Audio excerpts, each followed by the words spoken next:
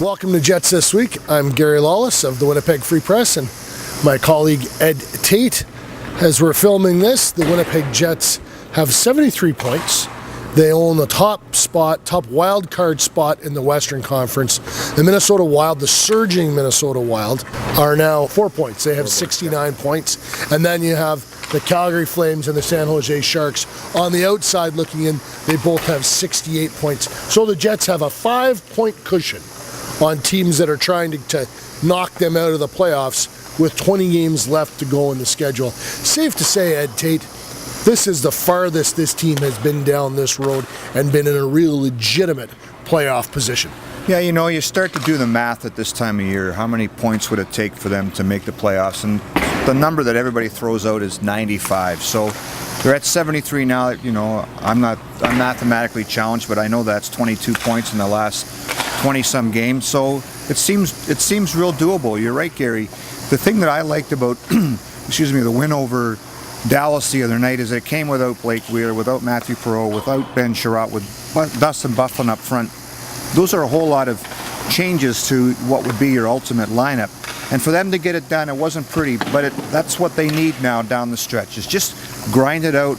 Don't get too critical of a W, and then see if you can ride this into late April. You just mentioned don't be too critical of the wins, and it's a line that we do. Bill Waters, I think, has made it the most famous in Canada. He has said on numerous TV and radio shows, "Don't criticize the wins." And okay, fair enough, because I didn't like the Jets game on Tuesday night. But then you just reminded me of all of those little things, and maybe we don't give them enough credit for overcoming. And the Jets are in a nosedive.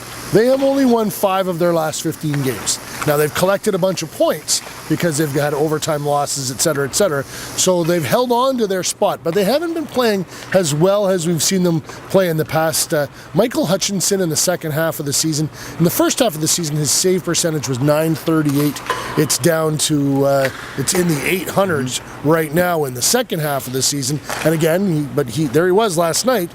I thought he was shaky. He used the post a bunch of times, and his comment after the game, I think they hit 4 posts. Dallas hit 4 posts in a 4-2 loss to the Jets. Hutchinson said, that doesn't even count. It's not a shot on goal. Might as well have hit the end boards. Good attitude from him. Well, there's an old line, someone had it on Twitter last night, Tom Barrasso said about shots that hit the post. So do you want me to stop the ones that are going wide too? So, I thought he battled, and to me that's the best part of his game, is that, Trevor Kidd made the analysis yesterday the analogy yesterday that he reminded him of kind of Grant Fuhr of those days in the 80s with the Oilers. They'd win a lot of 6-5 games where Grant Fuhr was the best player on the ice next to Gretzky. And I'm not comparing Michael Hutchinson to Grant Fuhr, but there's a little element of that game in his game right now. He's a battler. He hates to give up goals. He'll keep you in a 4-4 game. He'll win a 3-2 game or a 4-3 game. And I think we're seeing that with him a little bit now. So now the question becomes, and you and I have talked about this a fair bit, is how much does he play in the final 20-some games? I think it's 14 or 15, but we'll see. Well, we'll find out, I think, really. We'll find out a lot about that on Thursday night, because I think they have to play on Thursday night against St. Louis. It's a divisional game. It's a monster game. And then they're off till Sunday. They play Thursday and they don't play again until Sunday, and it's the Los Angeles Kings, and it's an afternoon game. And LA, again, is one of those teams that's not too far removed from the Jets in terms of the wild card race. And then Ottawa on Tuesday night at home, I believe, and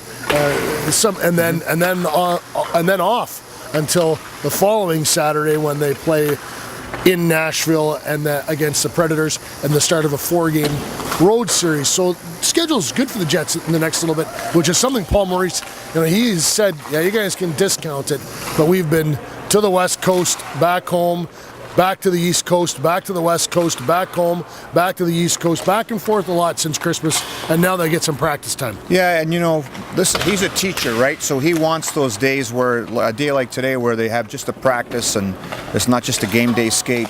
He wants those days off. They have been all over the place. Look, every team has to do it. But let's face it, the Jets, since they came back to Winnipeg, have had the toughest schedule of being in the Southeast Conference, in the first couple of years. It's been all over the place, and I think they kind of treaded water a little bit there through January and the first part of February here with an awful part of their schedule. Now they get a bit of a break. We'll see if they can make some hay. They've been pretty good at home in the last little while. I think it's 7-1-1 in their last 9 here at MTS Center. That's the kind of numbers you need to have if you want to be playing hockey in April. For Jets This Week, I'm Gary Lawless. My friend and colleague Ed Tait. We'll see you again soon.